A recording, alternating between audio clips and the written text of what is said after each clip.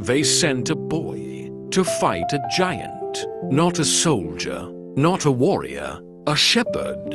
And that's where most people misunderstand the story. Because when David stepped onto that battlefield, he didn't feel small. Everyone else did.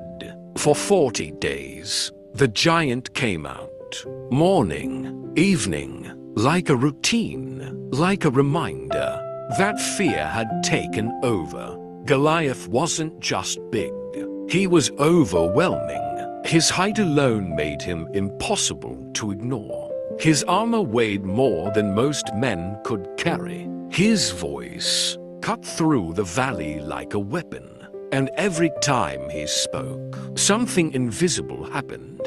Confidence left the army. Men who had trained for war stood still, not because they didn't know how to fight, but because they didn't believe they could win. Even Saul, the king, waited, hesitated, watched, and when leadership pauses long enough, fear spreads. So for 40 days, nothing changed, until one day, someone walked in who didn't belong there. David.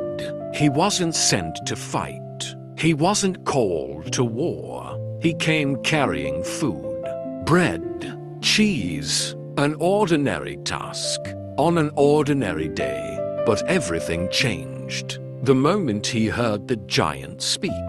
Because while everyone else heard intimidation, David heard something else. Disrespect. Who is this man, that he should defy the armies of the living God? That question didn't just challenge Goliath. It exposed everyone else. Because the real battle was never David versus Goliath. It was belief versus fear. Even his own brother tried to shut him down. Why are you here? Go back. Because people will always try to send you back to the version of you they understand. But David couldn't go back, not after what he had already seen.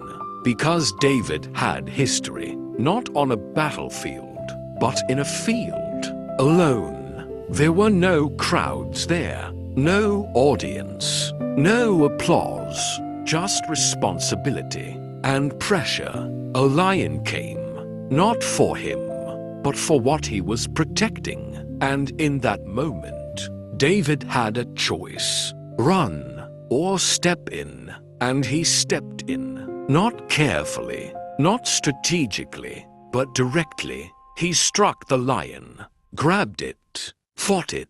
And somehow, he won, not because he was stronger, but because something happened in that moment. He couldn't explain. Strength he didn't have. Courage that didn't make sense. And no one saw it. No one recorded it. No one celebrated it. But it mattered. Then it happened again. A bear, different fight, same outcome, and still no one knew. So when David stood before Saul, he wasn't guessing, he wasn't hoping, he was remembering.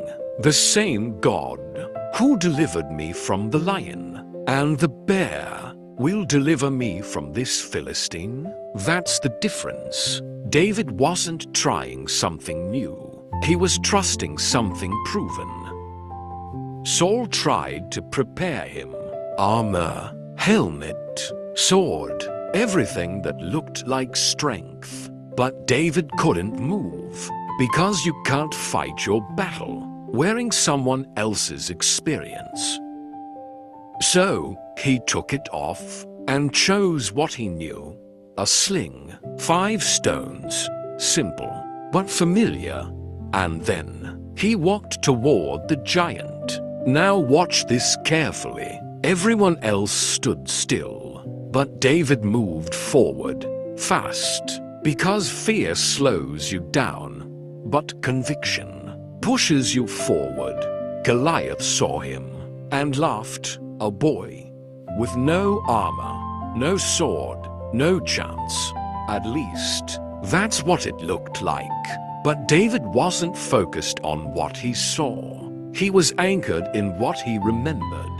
The lion, the bear, the unseen victories. And then he said something that changed the entire moment. You come to me with sword and spear, but I come to you in the name of the Lord. That's when the battle shifted. Not when the stone left his hand, but when he understood who was actually fighting. He ran, swung the sling, released one stone. That's all it took. It hit. The giant fell. And just like that, what terrified an entire nation collapsed in seconds. But that wasn't the real miracle. The real miracle was everything that happened before, because public victories are built in private battles when no one sees you, when no one believes you, when it feels small, when it feels pointless. That's where you're being built. That's where strength forms. That's where confidence becomes real. And that's where most people quit. They want the giant, but they ignore the lion. They want the moment, but avoid the process. But David didn't. And that's why, when the moment came, he was ready. So when you face something that looks too big, don't just look at the size of the problem. Look at what you've already survived. Look at the battles no one saw. Look at the moments that built you. Because if God did it before, He can do it again.